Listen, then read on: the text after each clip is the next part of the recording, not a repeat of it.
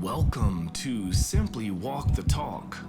Our bodies and minds adapt to what we do most of the time. If you want to change your body and mind, you must change what it is you do most of the time. This podcast explores all things health, wellness, fitness, lifestyle, and biohacking. Stay tuned as we explore various thoughts, methods, and experiences from a multitude of conversations between our interesting guests and experts through many fields of work. Sit back, relax, and enjoy the show. Simply walk the talk.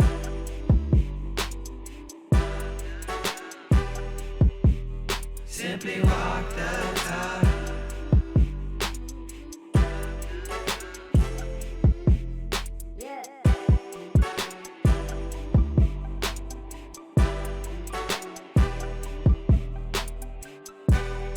Recording in 3, 2, 1.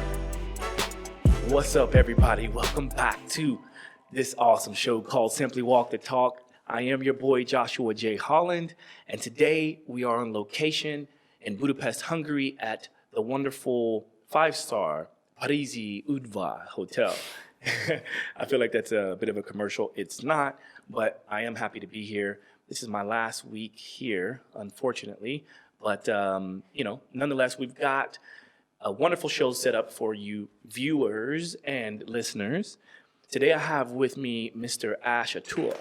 Now, we're going to talk about the difference between lots of things because he's British and has a very distinct accent, of which I like. But there's going to also be various things we talk about in which he has different sayings for, and so I'll be the one to kind of help correct all that for you wonderful listeners and viewers. But this is a fascinating show because I know this conversation is going to be great in that if you're a trainer, if you're someone who has ever needed someone to lean on or someone to look up to or someone to just talk to and vibe out with, I think you'll be able to relate to this. We're going to go through a variety of things from how we met, where he's at, because he's quite a bit younger than I am, although some people would say that, that I look a lot younger than he does. But that's a fascinating one we could talk about. Of course you threw that one in there. Of course. But anyway, ladies and gentlemen, you want to strap on your seatbelt because we're going to go for a ride. I want this audience to be a fly on the wall in hearing this beautiful relationship that has built over the last 6 months being here in Budapest. But I want to welcome Mr. Ash Atour to the show. Welcome.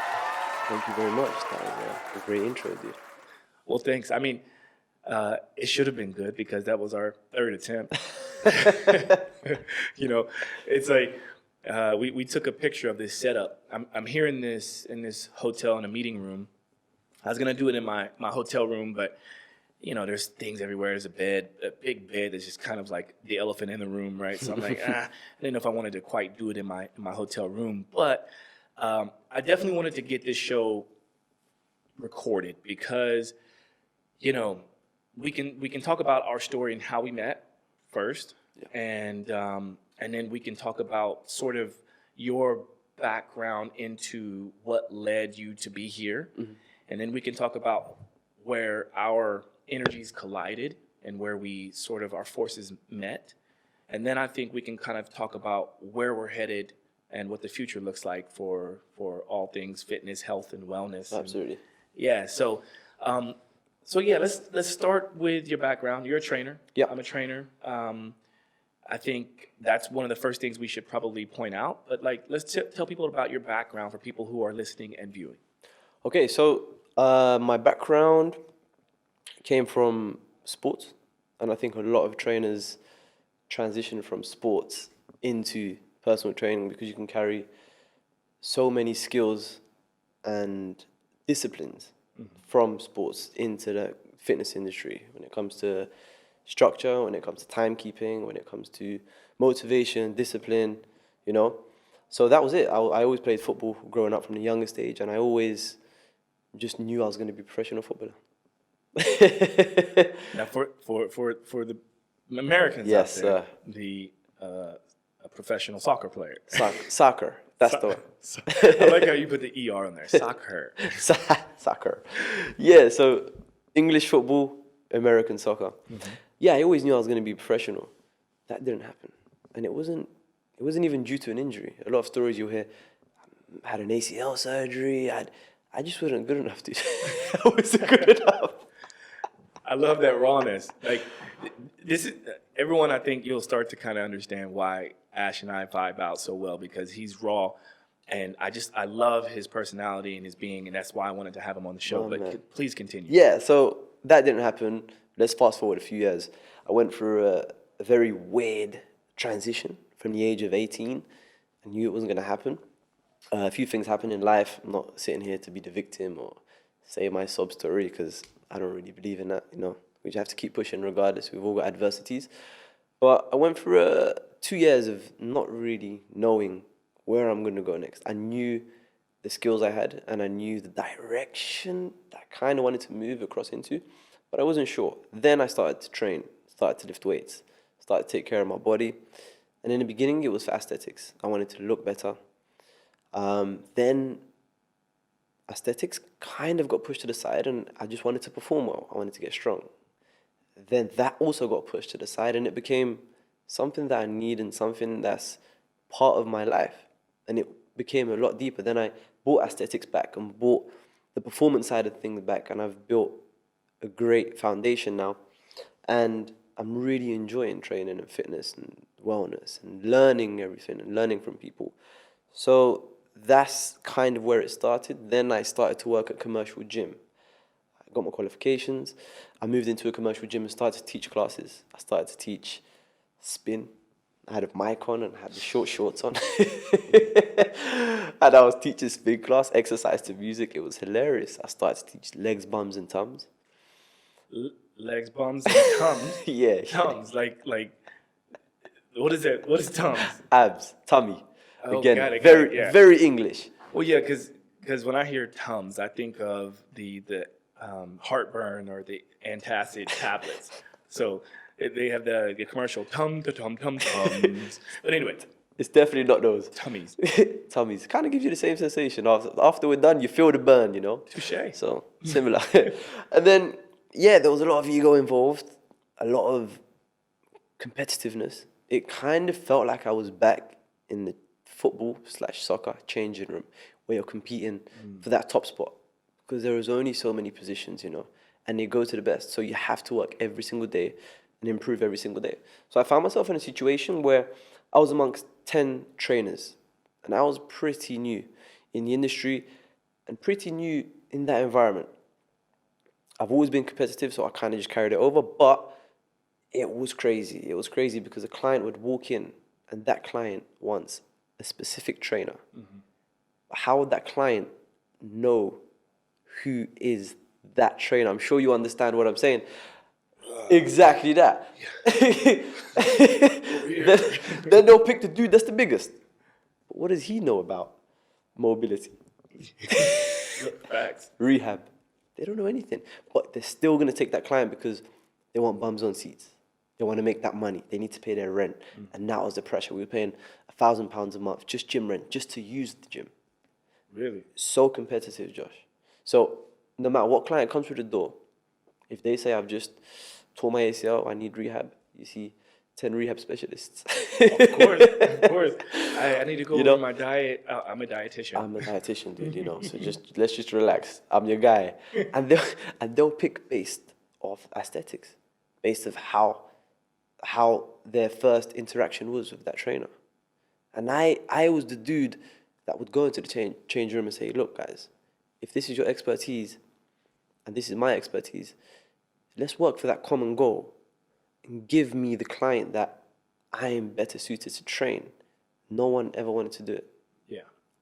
And that was a sad thing. So I then said, I'm going to sit here and just be the nice guy, or I'm going to compete and I'm going to try and be the best. And that was it. And I just kept pushing and competing and pushing and competing. And that is the vibe in, I think, most commercial gyms and a lot of trainers are going through the situation. So they forget to work on the fundamentals, and then they just start to work on marketing. Right. You see Instagram. You see, social media, let me get the most followers. So when a client walks through the door, sees my followers, sees how I look, sees how I market, I've got the best chance of getting that client. But where are the foundations? Why do you deserve to train that client? You know?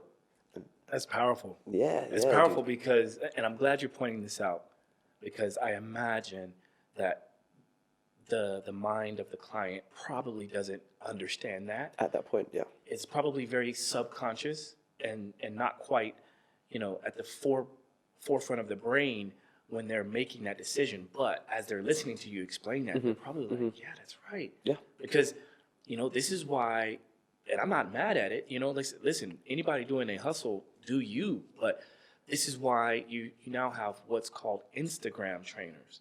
And this is why you have various, content specialists that are just really able to capture you from a marketing perspective. And then you kind of go, oh, well, but, I would work with you, but I've been training with so-and-so on Instagram. Oh, okay. All right. No problem. This is it. This is literally, so you hit the nail on the head.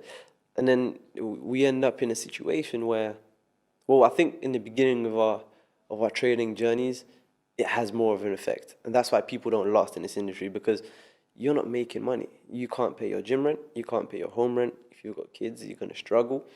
So you say, I can't be in this industry because it's too competitive.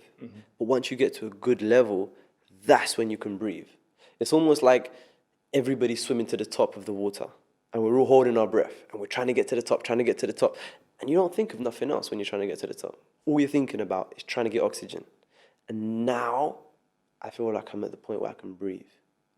And I feel as though I'm the best I've ever been now, because my decisions are not based on financial gain. My decisions are based on learning and being the best for my client. And again, this ties me into us meeting up and me seeing you for the first time. And that story. And I wanna actually share that story. Yeah. Let's do it from sort of my perspective and your perspective, because everything you just pointed out is beautiful, and I think it's what's going to keep people listening to this show, regardless if you're a trainer or you're a client or you're someone looking to get into training or someone looking for a trainer. I think what we talk about is going to be very important for all aspects, right? Yep. And this is probably my, I don't know. I've done so many movie gigs and tours and TV shows, and this is by far the longest gig. And, I'm out here now with, my family, and I've got a car, and they put me up in a hotel, even though I also have a house out in the 18th district. And it's been quite an amazing time, even well into my career where I'm at. So when I found out that you were going to be coming, and you're training one of the co-stars of this production, I thought, hey, you know what? This is an opportunity for me to really like lend a hand to someone who's kind of new at this part of it. And I think that takes a certain type of person to want to do that. So from my perspective, to want to do that is sort of one level. But then for the client who I spoke to and to you, takes also a certain type of person to even be able to receive that. Absolutely. Right? Because, I could have said to your client, hey, listen, when your trainer gets here, if he or she needs help, I'm here to help. She could have said, oh, no, but he's the best in the world. Why would he need your help? But she's not that kind of person, Yeah, right? she's not. And then I'm certain that whenever she talked to you, I would imagine, especially based on what we were just talking about now, at first you probably were like, yeah. And then kind of feel it out, see what it's like once you actually get on the scene. Yeah. That's what I Yeah. imagine happens, right? Because for me, I kind of treat this like this is my world, because I'm training cast member number 1, and it's like I have the choice to be a good guy, a helpful guy, or I have the choice to be a knucklehead and just be like, well, look, I'm taking care of my client, and, screw everybody else. Could have done that, but we had the opportunity to build a gym on set, and instead of just saying, oh, you know what, we're going to put the things that I need from my client. Everybody else can kind of go get theirs. But no, I'm like, hey, what do you need? Absolutely. And what do you want to the clients and various things. So this was very much teamwork, even before we actually like really interacted together. But let's talk about that first interaction, because I find it to be one of my favorite stories, and probably the reason why I thought this would be a good thing to do a podcast together. So let's talk about it. Yes, sir. So how we'll break this story down is I'll explain the story from my perspective, and then maybe you can explain it from yours, because it's two very different perspectives. So from my perspective, my client called me and said, okay, I'm going to be running on this track, and a few other co-stars will be there, and Josh will be there. I was like, great.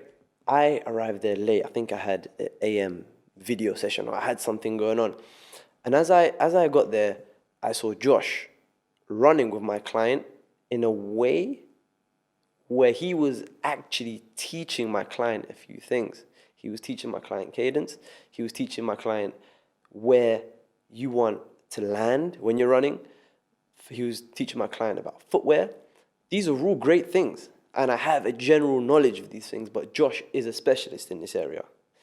So straight away, my animal instinct lit up. If I'm going to be honest with you, my first instinct was, why is Josh speaking to my client? And I was walking, I saw them from maybe 30 meters away. So I had 30 meters, which is about 20 seconds, to kind of digest this situation and see how I'm going to deal with the situation. Because my ego, my pride, even my heart rate started to go up. It's like fight or flight, you know? Facts. As trainers, we kind of feel like our clients are our property. It's like somebody being in your house and sitting at your dinner table without even asking you, you know? That's honestly, but again, that's the animal instinct, that's the pride, that's the ego that I had to put to the side. So I said, you know what, Ash? You could either go in here guns blazing and everyone's going to die. Or you take a step back and make everybody feel comfortable and actually observe what's going on, because you might be able to learn something here. You know? Honestly, that's beautiful. Very well put. And now I'll kind of break it down from my perspective. But this is one half of what you just explained, is one half of why this whole thing worked. Yeah. Okay? And that's very important, because it almost doesn't matter what I say or my perspective if that didn't occur, and vice versa, right? Yes, sir. So my perspective is, I'm with, I'll just say it because it doesn't really matter. So I'm with my client, Oscar. Everybody knows why I'm out here. So I'm with Oscar, and I believe it was Oscar and Mikey. I don't even know if, was Ethan there? I'm not too sure. I can't remember. So it was Oscar, Mikey, myself, and May, and then I think you were. Fiv was there? Yeah, Fivo. Fivo was there as well. Yeah. Fivo was there. So, and it doesn't matter, these are the people that are here working with us, right? So, but from my perspective, it was, hey, Oscar and I wanted to go and train. And I'm always expecting anything to happen whenever I'm doing a training session with a client. So it was very normal for me to arrive to his hotel and have either just him come down or several people come down. And this is just kind of how it's been. Yeah. And so I'm kind of like, hey, should we get going? He's like, oh, yeah, got a few friends coming, so let's wait up for them. They ought to be here soon. So we all corral and we sort of walk together towards Margaret Island. And on the walk, everybody's kind of getting to know each other, because I think we had just gotten out here. We had been out here for a couple of weeks, I guess, and people are talking. And as things are going, I started to kind of talk with May. Fivo was talking to Oscar, I believe, Oscar and Mikey. And it was just kind of one of those situations where once we got to Margaret Island, I was getting to know May, which was kind of cool. And she told me, obviously I knew you were out here because I had already offered her to work together Yeah, and whatever. And so she's like, oh, by the way, Ash is going to be meeting us at the park. And I was like, okay, great, perfect. This is going to be fun. Like we can all kind of work out together. And so just by virtue of just having a conversation and talking about like why she didn't run or why she is running or whatever, something came up about weak ankles. And so my tendency to want to help everybody around the world just kicked in. It was immediately like, oh, well, let me look at your shoes, right? So I just go into like try to help mode. But then I had to check myself. I checked myself because I was like, oh, wait a minute. Oscar's back here, right? So my client, right? Yeah. With quotes, if you're just listening, was back there talking, and I was supposed to be training him that day. But he's the one that brought friends over. So how do you play this situation, right? So I kind of just fell back and started to kind of include everybody in the conversation because I think we were a little bit ahead or a little bit behind or whatever. So we all kind of got together in a larger group, and I think by this time we were at Margaret Island and we were going through a warm-up. So Oscar was like, well, hey, Josh, why don't you take everybody through a warm-up? And I'm like, okay, cool.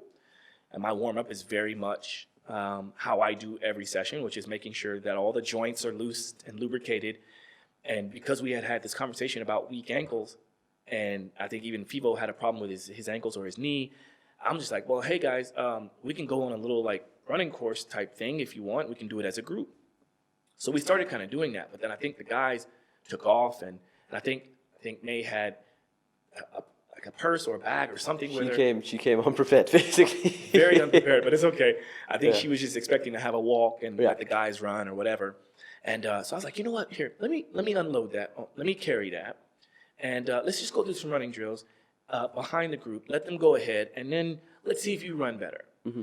And in my head, I literally just was thinking, let's just have a good time, do this for a few steps. Let's see if she adjusts to it. And if she does well, then great. We'll just continue running. I knew you would show up at some point.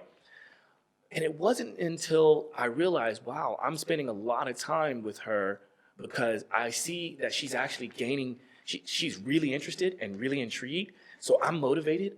And it was almost like nothing else mattered. Yeah. And it was like, oh, wow. And she's running. And I felt so proud for her, not for what I was doing, but for what she was doing. To the point where she wanted to kind of zoom past the guys to show the guys that, like, hey, look at my running form because it's really good. I even sat down to film her and to show her from her lateral view with slow motion and all these cool things. Yeah. And then up ahead, like you said, about 30 meters. Fight! Round one. I see big ass Ash. So, Ash, for those who aren't watching this and only listening, Ash is a very large man, big guy, and I don't say like big as in I'm afraid of him big, but just it's just like you said, it's an instinct. You just kind of see a large guy and like, how is he gonna take it? What's his vibe like? We haven't really had a chance to connect, so what is it gonna be like? So I immediately was like, okay, I have 30 meters or so to check myself. Yeah. Right now, I can continue doing the thing and pretend like he's not even there, thinking, oh, I'm about to win a client, which is absurd, right? Or I can really invite this guy in and, let him take over, And it was almost like the moment we met, yo, bro, hey, what's up? I felt the need to just kind of explain what I was doing because I know. I remember. Because I know what it's like. I know what it's like. I've been in this situation many times, many times. In fact, I run a company that I implore trainers, and I know that like when we work at a certain facility and we have private clients, those clients are supposed to pay the company and then we pay the trainer.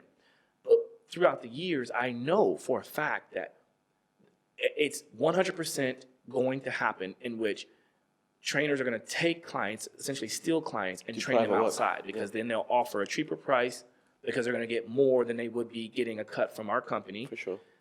So these things happen. So I wasn't foolish to the point where I didn't at least recognize that this might be an awkward situation. Yep. But I checked myself. You came with open arms, super cool. What's up, bro? How's it going? And you immediately told me like, oh, well, hey, yeah, like I'll just join in with you guys. But, you know, I got a bum knee, you know, like you just had a knee surgery. Yeah. And so I was like, immediately, again, I went right back into like help everybody out mode. So I was kind of like, oh, well, okay, maybe we can, what's up with your knee? Yeah. And for me, at least, the barrier was broken immediately. Straight away. Yeah. Because I was still in the mode of trying to help as many people as I can, right? I don't know how that was received on your end, but it was very genuine for me. Just like, I could care less about anything else, but like, maybe I could help you out with your knee situation. For sure. You know? For sure.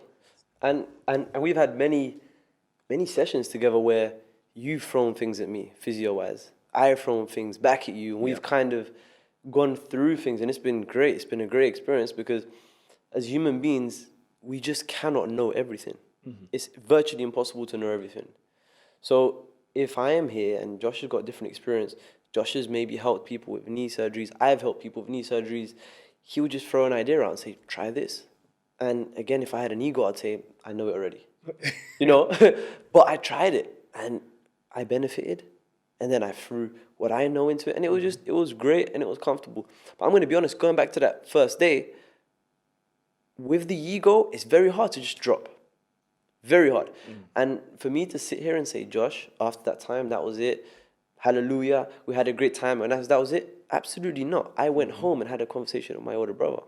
Yeah. Who's a similar age to you. And I think that's why we kind of hit it off as well. Where when I speak to you, I feel like I'm speaking to my older brother. So we get along very, very well because I have that experience and it's the exact same age gap. You're the exact same age. And I spoke to him and I said, look, this is what happened today. And I checked my ego and he said, well done, you've grown so much. Because he knows me. Wow. He almost raised me because my dad was a lot older. So many generations between us that my dad couldn't relate to me. I was the youngest in a big group, you know, and a big family. So my brother took that on and he said to me, well done, you've checked your ego. You've reached another level now. And that's a level that I never reached until I went through that situation with you. Because you have a few options and you take the right one, you're going to do great. You take the wrong one, your life's going to be a bit more challenging, you know? Facts. So Facts. Yeah, and you know, listen, good point because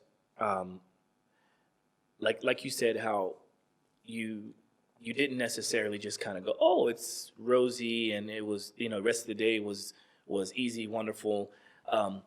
Because I recall thinking about it once we left, right? Once I think Loic maybe even showed up and yeah, I think we're all so. together, and then I think you know, we started doing some fight training, and I just remember kind of thinking to myself, okay, now everybody's clicked up a little bit, right? So it was, you know, May, Fivo, and you over in the corner, and I think maybe you guys had to go earlier than we did or something like that. Yeah. And I thought to myself, you know what? I just want to make sure that everything that worked out actually worked out the way that I think it worked out. So I knew that I would be speaking with you at some point when I saw you next, and that's what happened. That's right? exactly what happened. So when we saw each other on set or on base, I kind of, you know, I think I pulled you to the side and I forgot we were talking about something, and I was just like, yo, man, by the way, like, I hope you know that, like, I forget exactly how it went down, but I think I said something along the lines of like, you know, like, I hope you know that there's only love in like the things that I do when it comes to working with people, and I want to do whatever I can to help.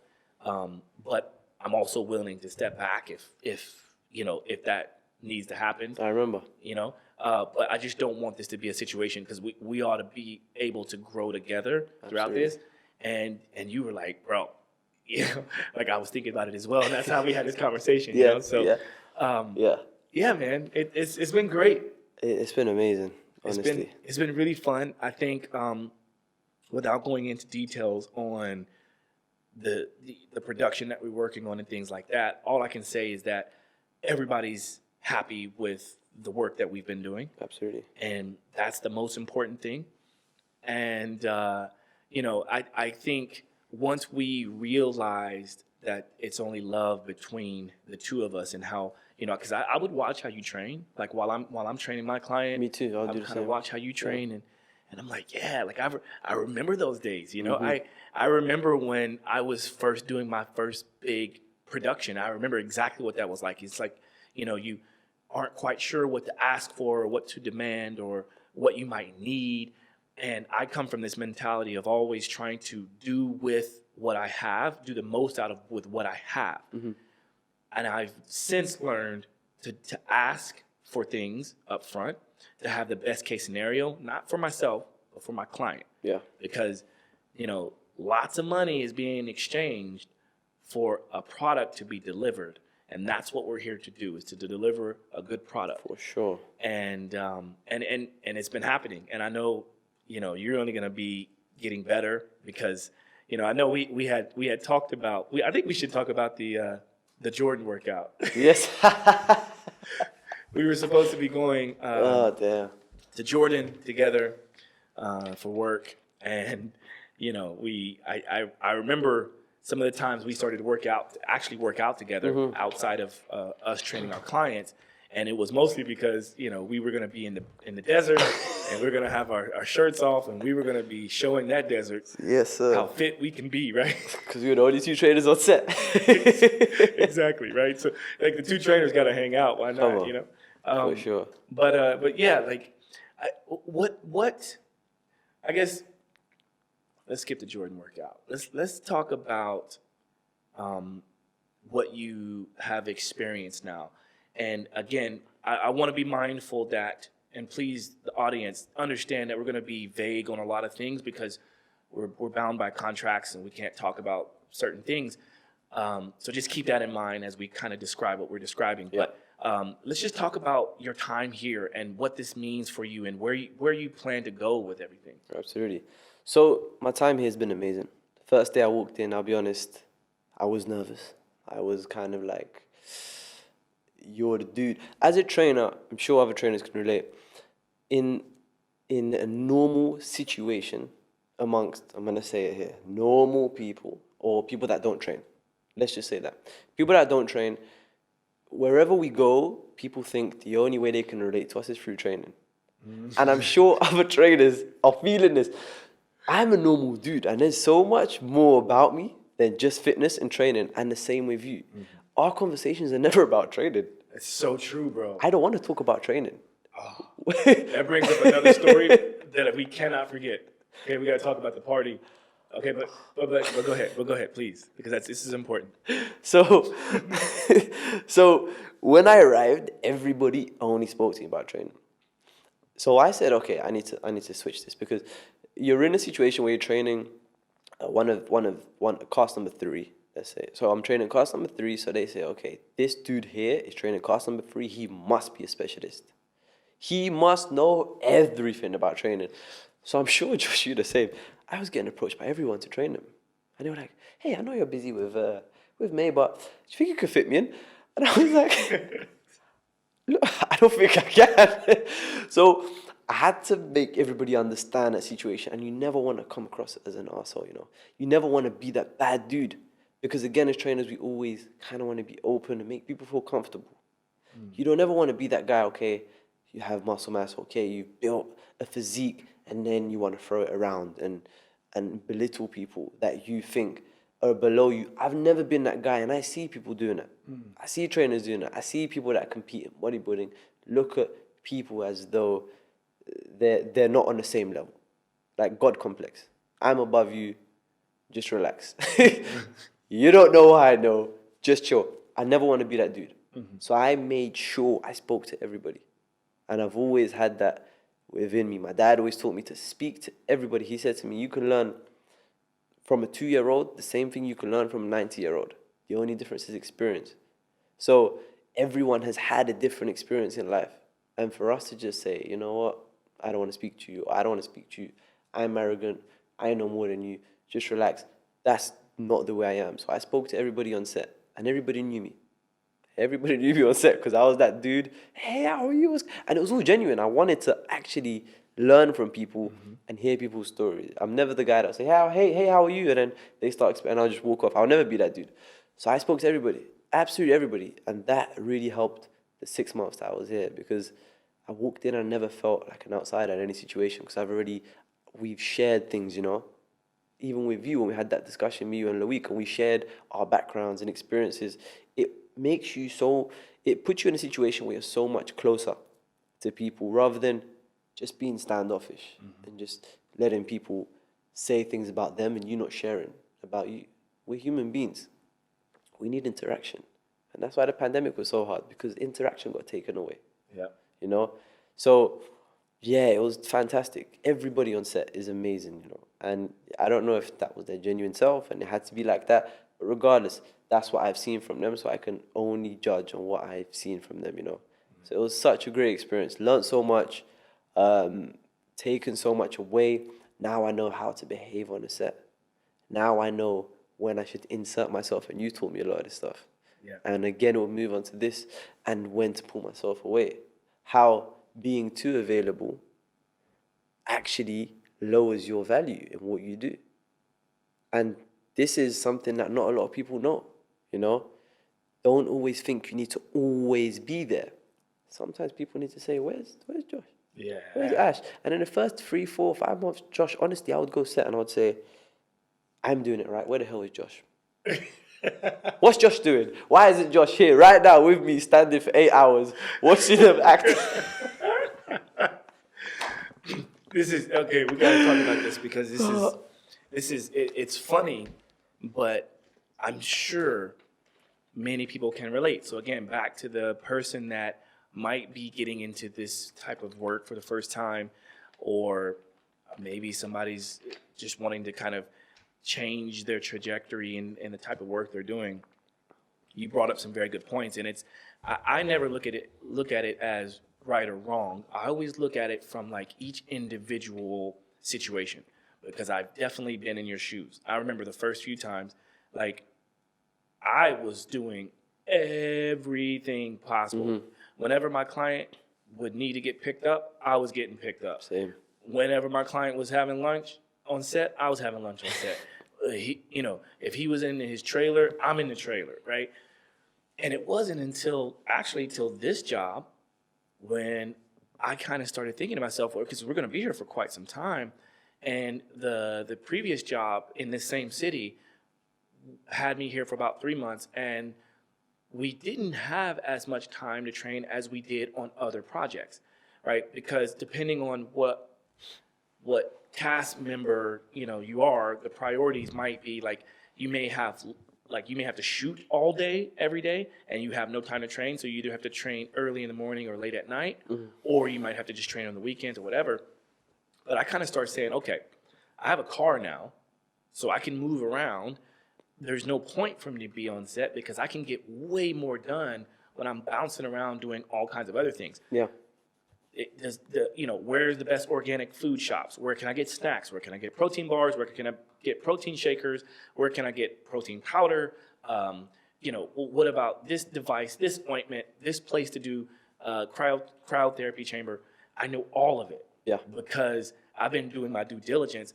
People think just because they may not see me on set, they might be thinking, what is he just doing, sleeping? Honestly, I thought, where is Josh? Where is Josh? I will text you. Do you remember the days I would text you? Josh, why you not on set, dude? What's going on? And that's me with that same animal instinct. Yeah. Why is Josh not here? Or the other side was, is Josh doing something that I should be doing? Well said. Or if he's not here, he's got more experience than me. Clearly, I might be doing something wrong. And it's again, because I had to drop that ego. I've always thought being there constantly, whether it was in a commercial gym, whether it was in a relationship, even, you're in a relationship and you think, okay, let me constantly be there.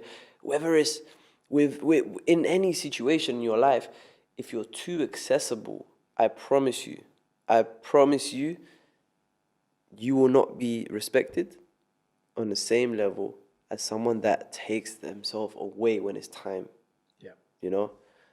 I think it's there's this thing I've talked about before on the show called nunchi, and it's I believe it's a Japanese way of living, and maybe it's Korean. I don't want to butcher that, but nunchi, spelled Nunchi, is basically this way of having situational awareness, and I think situational awareness is very powerful because we can go back to what we talked about in the beginning, which was to do what we can to serve the client.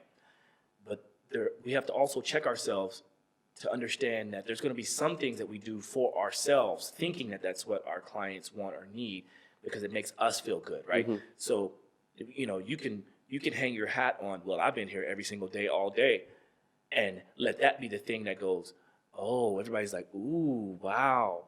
Well, what about Josh? If he wasn't here every day, does that mean that he was doing an inferior work or an inferior? It's almost like it becomes the thing, the competition, right? Yeah. Back to that. Yeah. So, like, oh, I've been here every day, so I've been doing my job. Or it could be, well, my client doesn't need me right now, so what can I be doing for him or her in case he or she needs something in the future? Yes. So if there's a pain in the neck, best believe I got the ointment, Yep. right? Feeling sluggish and tired, best believe I got the nasal spray. Yep. I got the smelling salts. Yep. I got whatever might be needed, and people can count on me on that for anything. And here's the other thing. Because I have a car, I'm less than 30 minutes away no matter what I'm doing. So it's very easy now. Like in the beginning, when I was there, more often than I am now, it would be like, well, where's Josh? And maybe, a day or two later, they'd be like, oh, yeah, I was looking for you the other day. And I go, I didn't get a text or I didn't get a call, right? Because I'm a phone call away. Absolutely. I'm out there grinding, I'm doing this so I can get more information out there, so I can have, another flow stream of income, so I can stay here longer, so I can build more things. And the more conversations that I have with people, the more interactions I have with various people in the city, they go, oh, you know what? You should check out this place. You should check out that place. Yeah, for sure. Oh, you can buy that here. You can buy that there. And so then people come to me and go, how did you get all those things? Well, it's because I've been out here grinding. That's my work. I haven't been on set for 12 hours. Like Ash, in the beginning, shall I say. More recently, I've realized the Josh way, I'm going to call it the Josh way. where it's really not being more lazy or less lazy. It's really not. And that's what I connected it to in the beginning. Me always having to be there on set, me always being in the eye line of my client means that I'm always available. But again, like you said, I could be doing other things that actually help my client for longevity. That it's not just here and now. We're not thinking surface level. We're thinking about later on. And that's what I started to do. After the first 3 months, we had a discussion or a conversation, and you're like, Ash, look, this is what I do, and this is how I do it. And again, I was just observing, because I always observe the room and I see what's going on. And I said, okay, I'm going to start changing the way I do things, and it's helped me so much. Now I have time to do other things. Again, more research, more study, finding what my client needs, finding the best places for massages, finding all of these places, and that's what's helped me moving forward. So the biggest take home is never look at what's right in front of you. Always kind of look at the wider picture and pull yourself away again so you can get a wider view of everything. Yeah, if you put yourself in the shoes, I guess back to the Nunchi thing I was talking about, I'd like to put myself in the shoes of the client, right? And I imagine, of course, my clients, singularly or plurally, can tell me if I'm wrong on this or right on this, or it doesn't really matter. But I imagine that when I'm doing a job like this and I'm there every day, all day, I imagine they think that I have nothing else better to do. 100%. And so now it puts a little bit of pressure on them to make use of me, right? To make use of me, to go, well, Josh is here every day, all day, and I guess I got to invite him to this thing, and I need to invite him to that thing. And oh man, I don't really have any. I got to take a trip, and I know he's only getting paid if he's training me, But when the client sees that, oh no, it's all good. If you need me, I'm there, no matter what. But I got virtual training clients. I got a podcast. I got a family. I'm doing me. I'm out doing this. I'm doing that. I'm trying to figure out who's the best masseuse. I'm trying to figure out the best spas. I'm trying to do all the things. If you need me, I'm going to always be there for you. Yes, sir. Right? And also, don't worry. Like, if we don't work out because you don't feel well or whatever, it's all good. It is all good. If you want to work out at midnight, it's all good. Yep. Just hit me up. Yeah. I got you. And there's this funny story that ties into that when you said you got online training sessions and work to do. I've got work to do. I have a lot of clients that I had a discussion with, and thank God I have a good relationship with them. And I said, look, I'm going to have to put our training on hold for now. I'm going to give you programs. I'm going to assist you as much as I can. We'll do check-ins. But right now, this project is so big that I need to be there. So this is literally it. It's groundbreaking information because I've said, this is it. I need to put this on hold so I can fully focus on this. But you can still focus on everything you've built. And you can still train your client. Bingo. And you can still find things that your client needs and be available without being so accessible. Yep. This is it. Of course, you're there. If they need you, you're there. I'm there. It's just, I'm constantly there. I think it's so, but again, it reminds me, it's funny, and we're laughing about it because we can, but it just reminds me of where I was at, like early in my career as well.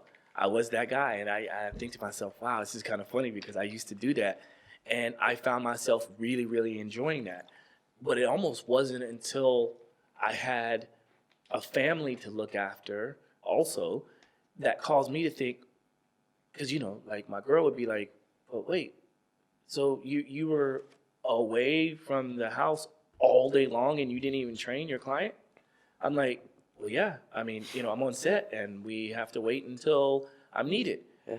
She's like, wow. Yeah. And you get paid regardless if you don't train him or not? Well, yeah. Well, then why do you even go? And I'm like, well, no, look, I mean, I got to be there in case he needs me. Absolutely. And if I don't have a car, then if he needs me, I can't expect, it's going to take an hour to get transportation to come and get me and whatever. So I need to be on set. But it was the first time in my life that I even questioned it because for me, I enjoyed it. I enjoyed being on set and watching how they... Likewise. Right? Likewise. So it's not like either of us are being, imbeciles or pawns. We do enjoy what's happening. But now as I've evolved in my career, I can also... the days that I want to be on set, like when I want to see the really cool sets or like there's action scenes in which I need to warm up my client or stretch or do some kind of manipulation or whatever, I'm going to be there for those days for sure. Yeah. And then the other days, if I see like there's no lines, there's nothing physical, why am I here? Yeah, absolutely. It makes total sense. But on the flip side to that as well, one thing I will say is, all right, let's take it back. And I had a conversation with one of my friends and we were just talking about working hard versus working smart.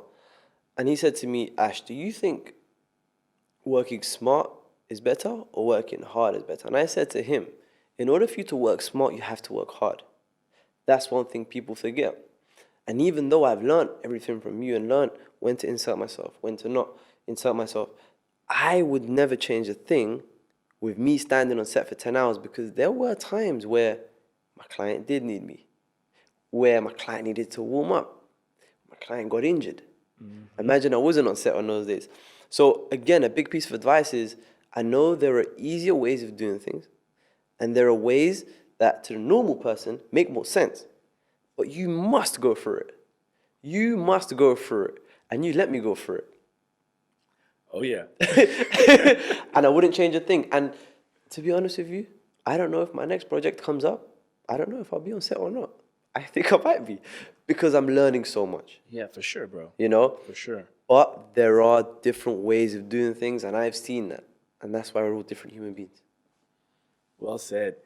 See, I told you this is going to be a great conversation. I think it's very easy for us to continue just going through these stories. And keep in mind, we met 6 months ago, and already like I feel a closeness to Ash, sort of like the same closeness I would have with someone that I've met years ago, because it's not necessarily about the time.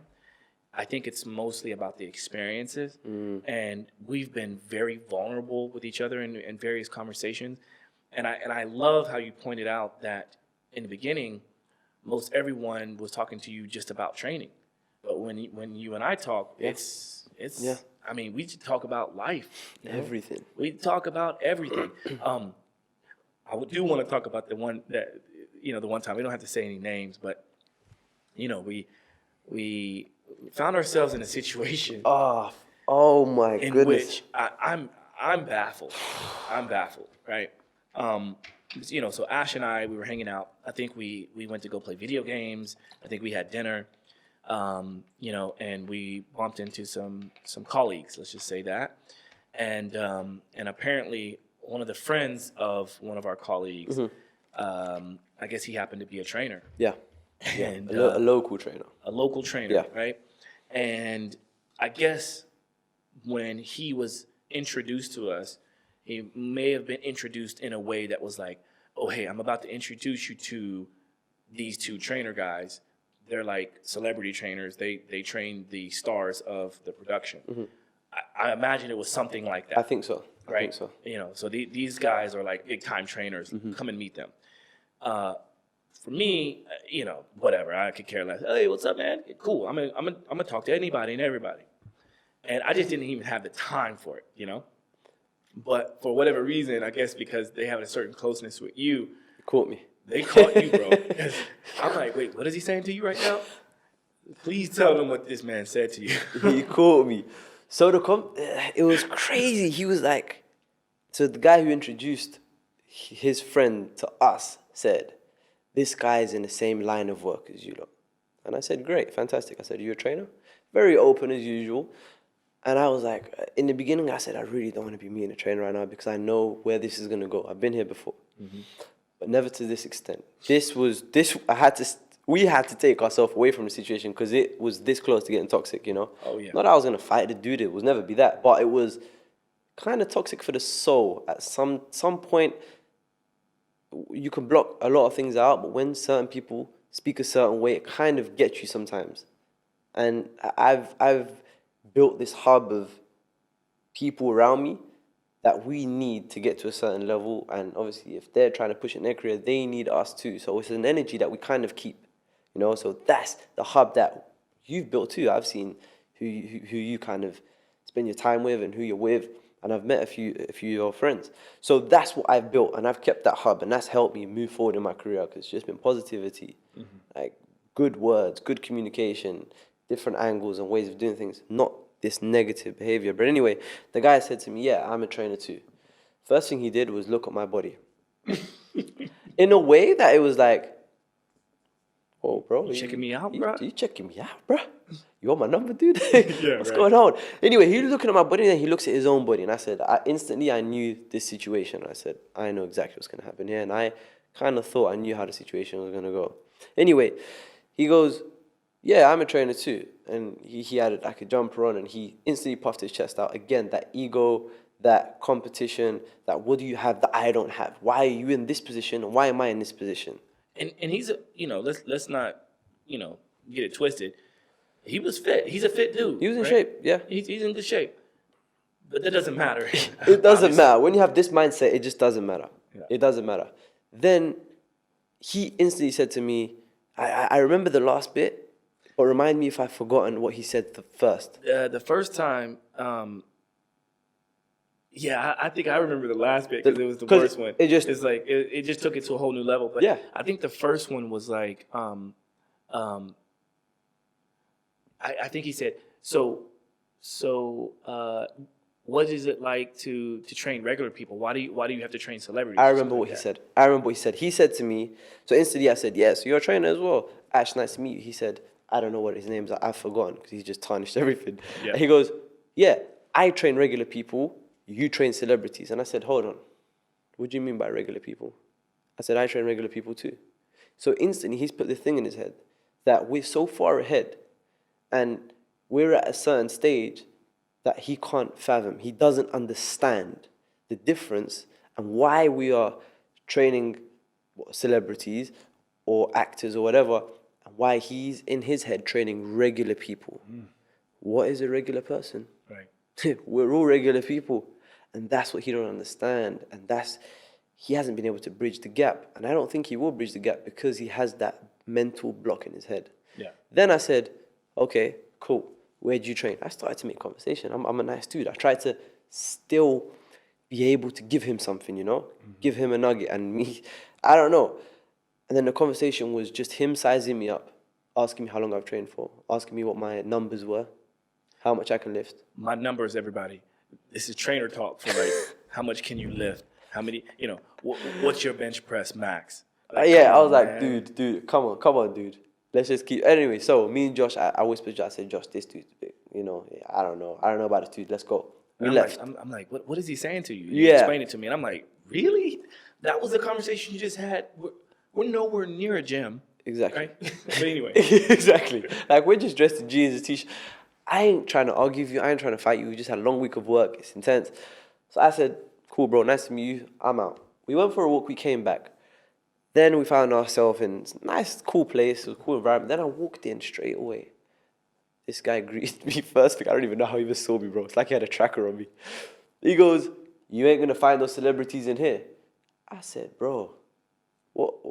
Are you okay? And he goes, no, they're just normal people here. I said, brother. And then, this is the straw that broke the camel's back. He said to me, he looked down at the ground, and I'm going to do some acting here. He goes, it's just not fair. And I said, what? I said, what? Hold the line. It's just not fair. It's just not fair, dude. He goes, I speak 4 languages. I said, bro, what? He goes, why do you train celebrities? I speak 4 languages, bro. 4 languages. He said it should be me. He literally said, it should be me. And I said, Josh, let's go. Let's go. Have That a good was night. it. Yeah, I mean, so think about it, people. This is a real story, and for some reason, I was not connected to it. I guess my body was not gonna allow me to even engage. And who knows? Maybe he just felt like he was in way better shape than me, so maybe he doesn't even need to talk to me. I don't know. I don't get it. But I was so appalled by what you told me that I literally was like, no way, you're lying, bro. Yeah. He did not say that to you. And then I started kind of checking the dude out a little bit, like closer when he was engaging and talking to you. And I'm like, yeah, anytime he looks at me, he sizes me up, Yeah. and he looks at you and he sizes you up. And I'm just like, oh, yeah, this is not how you win. If you want it to be you, then you got to change your mindset. Yeah. And I think like that's very much hard to do for a person like that. If you've already kind of got that in you, I think it's going to take some time. 100%. To change that, because that's from like childhood. That's some very deep rooted issues in this dude. And I'm not trying to be funny. I mean, I'm being genuine about this. Yeah. So yeah, That was it. And that was that. Yeah, and sorry, just to add on I remember what I said to him. Let's pause there for one Yeah. moment. Okay. I had to do a little bit of a changeover on the batteries. All right, so finish that last thing. I'll just finish the story. So with that dude, I remember what I said to him back before I said, Josh, let's go. The last segment. All I said to him was a piece of advice that I've always received from my brother. I said to him, you're exactly where you're supposed to be. And I'm exactly where I'm supposed to be. And I looked him dead in the eyes. And that's the first time I saw vulnerability from him. And then he took a big deep breath and he said, you're right. And he was so upset that he agreed with what I just said. But someone had to tell him. Wow. And that was it. You are where you are because of your decisions. It's so true. So you need to take it on the chin and you need to change your future. Don't look at my future and compare. Yeah. And that was it. And I walked out and I said, I hope that's hit him. If I could leave anything, I don't like to leave any situation sour. And that's what I said. And he agreed. And I said, Josh, let's bounce. Let's get out of here. And that was it.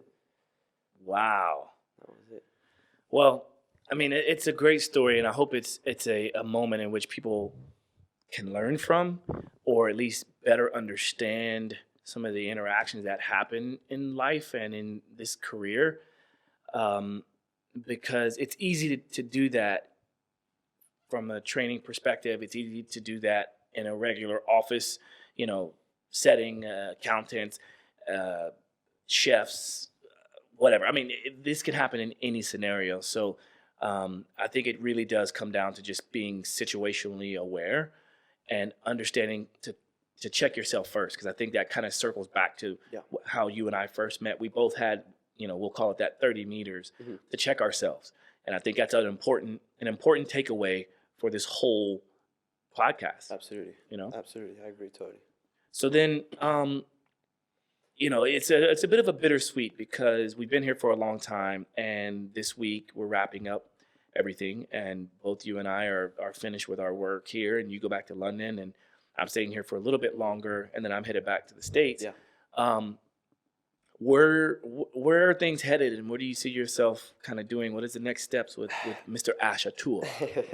Well, me and you, we've had a discussion about this already. You bring a very specific way of doing things and experience. And with experience, you have to wait to get to that point of understanding.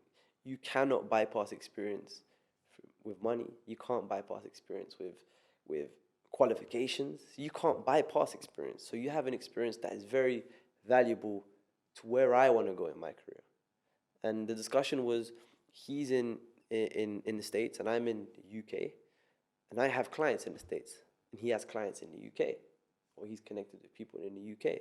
So it would be great to be able to come together and build something that we can offer to clients in the States, in the UK, and it could be a personal one-to-one basis rather than only being able to connect online. And I think that would be great. And again, it's zero ego. Mm-hmm.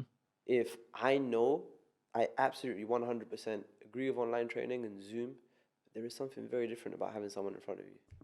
It is very different. And if you can access your trainer on a face-to-face basis, I totally recommend it. But if you can access them on Zoom, you can still get results. Mm-hmm. But it would be nice if I can say, this is Josh, I work with him, Mm-hmm. I trust him, which I do. This is how he does things, and you could benefit from him. And vice versa. Facts. Yeah, I'm glad you brought that up, because, you know, this is kind of how I've always been, and I think it's why both of us have gotten to the point that we're at, and probably why we will continue to rise. Absolutely. Because, as the saying goes, all ships rise with the tide. Yes, sir. Right? And so, you know, if you want to be the best in your field, I think you should work with the best. You should work with people who have a different skill set. You should work with people who you feel might be better than you in certain aspects, to allow growth within yourself. And I think that's what we're both doing. Yes, sir. And, you know, I can definitely say I learned a lot from you. I remembered, I should say, and I learned that, hey, don't ever forget where you started from, Josh. Yep. Because all this could be taken away In a second. like that, Yeah. you know? So, and there's various other things that I definitely learned from you with, and I appreciate our friendship. I appreciate our working relationship. It's been amazing, and I definitely look forward to doing much more in the future. Sure. And who knows, maybe we'll be back here very soon. Hopefully. All right, so before we wrap up, most people who listen to the show on a regular basis know that I always like to ask guests 2 different questions. And the first question is, Ash, what is something that you would consider a pet peeve? What are your top 2 pet peeves? My first one would be, this kind of ties back into the story that we just described and explained, is comparison. One thing I've always learned is we just cannot compare to anybody, because again, experiences, understanding, situations you've gone through, they've all built you to be the human being you are. And every human being is authentic. And every human being is organic. We are all built differently. I cannot look at your plate and say, why has he got more chicken or veg? Why have I got lentils and rice? If I do that, am I ever going to be satisfied? Right.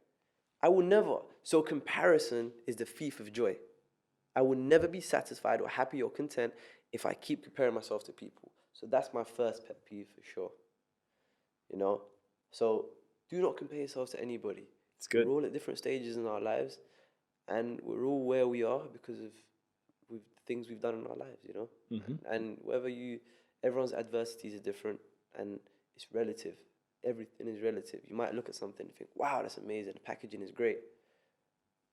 When you dive deep and speak to that person, the adversities they're going through, you would never know. Yeah. And I'm sure a lot of the viewers or listeners will be able to relate to that. They're going through things that they wouldn't wish upon anybody. You wouldn't wish upon your worst enemy. I've gone through things. You've gone through things. We're still going through things.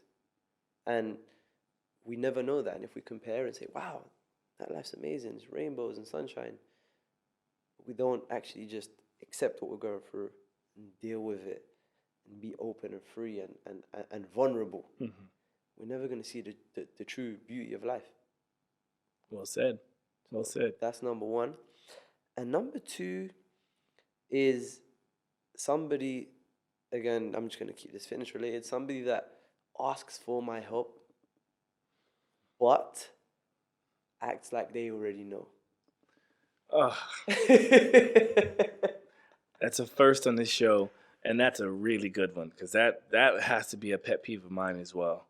It's just, it doesn't make any sense. If I've gone to a dentist, I'm not going to say, hey, my brother, sit down in a chair, I'm going to give you that root canal. It doesn't make any sense because you've reached out to me to take away from what I know, to learn from my knowledge. And I'm, of course, going to learn from you. That's just the way I'm built. But you need to check your ego. You cannot come into this room with ego, and you cannot come into this space with a chip on your shoulder. And you cannot come into this space with comparison or, oh, actually, this dude ain't even that big.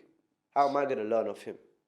You cannot. If you want to learn, leave your ego at the door. And I always say, every single client I say, leave your ego at the door. If you come in with an ego, you're not going to learn anything. It's a big block and a barrier. And that's number two. I would like to add to this, Yeah, because I know it's a story that we had before, and I think this will help people listening up to this point. Hopefully, you're still riding out there with us. But you had talked about a time in which you were at a restaurant with a client. I think you guys had just finished training, and there's no. I should say this: you never know what someone is going through on their journey of life, right? You just never know. And so sometimes it's best to just kind of wait a beat before you react to whatever it is you think you want to say or do.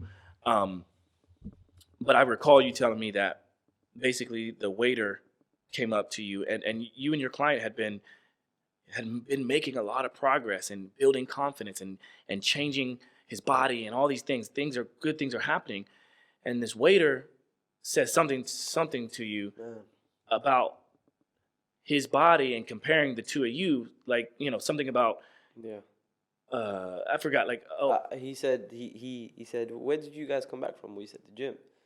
And then he looked at my body and looked at my client's body and kind of sniggered or kind of chuckled. And he said, how come he's that big and you're that big? And I said to him, you better hold it right there. I said, number one, I'm his trainer, he's my client. I said, number two, he's been training 3 months. How long have you been training? And I asked him that question, and he said to me, I'm not training right now. And I said, then you cannot look at anybody's body. Wow. And you cannot comment on anybody. Right. Yeah, because, in that moment, that's lack of nunchi from that waiter, because Absolutely. First of all, he's in the service industry, and whether what does he expect? That's supposed to make either one of you feel good. Exactly. Because maybe your client wants to be big, wants to be bigger. Maybe your client wants to be smaller. Yeah. Right? Yeah. Maybe your client wants to lose weight. Maybe your client lost a lot of weight. Maybe your client is terminally ill from something, right? Exactly.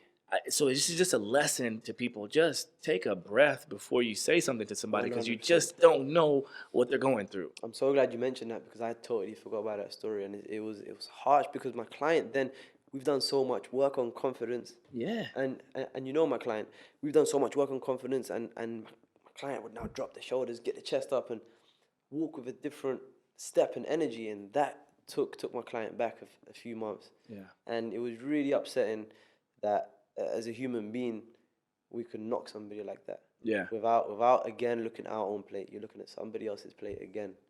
It hurt, but again, hopefully we can reach out to people and, like Josh said, take a breath and analyze what's going on. Yeah. You heard it here, okay? Chill out, people. Yeah, relax. Relax. It's Relax. okay, you know? Chill. Yeah. Okay, cool. Well, man, I've enjoyed this conversation, and I know we both got things to do, as we've already talked about. Right. And I want to really thank the listeners for listening in on this. Please feel free to share this with someone if you feel like they may be able to relate or may be able to learn something from this. But before we sign off, why don't you give listeners the best ways to keep in touch with what you're doing and who you are, and to learn more about Ash Atour? For sure. I've been hitting up Instagram quite hard recently, because I know you can kind of hit everybody worldwide, and it makes sense, and it's helped business. So my Instagram handle is Ash Atour. So at Ash Atour, ASHATOUR. That is ASH. Sorry. No, that's all good. For the Brits, ASH, right? ATOUR. Yeah. Hit me up. Don't be afraid to send me a DM. I'm not one of those dudes that doesn't reply, or girls, and just acts like I'm different gravy, because I'm not. We're all the same. We're all human beings. Send me a DM. I'll support you as much as I can, and maybe we can work together. All right. Well, there you have it. Mr. Ash Atour, thank you for your time, brother. I really appreciate it. Thank you, sir. Thank you for your friendship. My Thank you for man. your working relationship. Oh, boy, it's Thank you emotional. for it all. For all the listeners, for all of the viewers, one of the best ways to support this show and to get more fascinating conversations like the one we just had with Mr. Ash Atour, the best way to support me in all of this is to subscribe, whether it's to YouTube or it's to the podcast app or it's to Spotify. Subscribe, download, write a comment, give us feedback, share it. But just do what you can to help out this show, because I can continue to get more quality people like him. I can talk about more quality things. And as you know, I'm doing this as a labor of love. And so there's a lot of hard work behind the scenes, but I enjoy doing it. So I'm going to keep pushing. Just continue to help as much as you can, okay? So I much appreciate it. Thank you so much.